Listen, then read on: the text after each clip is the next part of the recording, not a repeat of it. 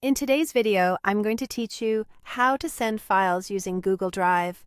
Whether you're sharing a single document or a large video, Google Drive makes it simple to get your file to the right people.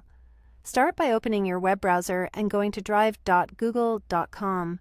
If you're not already signed in, log in with your Google account so you can access your Drive.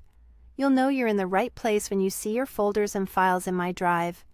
To upload the file you want to send, look for the New button near the top left. Click New, then choose File Upload. A window will open so you can pick the file from your computer. Select it and confirm. You'll see an upload indicator in the bottom right corner. Wait for it to finish. When it's done, your file will appear in your Drive. If the file is large, give it a moment to sync completely before sharing. Next, right-click the file you just uploaded and select Share. This opens the sharing window, where you control who can access the file and what they can do with it. In the Add People and Groups field, type the recipient's email address. This sends them a direct invitation and keeps access limited to the people you specify.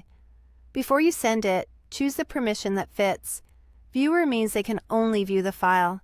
Commenter allows them to view and leave comments. Editor gives full access to view, comment, and edit. When in doubt, pick the least amount of access needed to avoid unwanted changes. If you prefer not to add email addresses, you can share with a link instead. Click Copy Link to grab a shareable link to the file. This is handy for sending the file in a group chat or when you don't have everyone's email. Keep in mind, the link follows the file's current sharing settings. If someone can't open it later, they may not have permission, so double-check who the file is shared with and what role they have. Click Done to close the sharing window. Now, paste the copied link into your email, chat, or messaging app and send it to your recipient. That's all there is to it.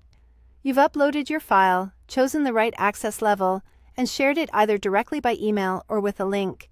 If this video helped, please like, subscribe, and share. Thanks for watching.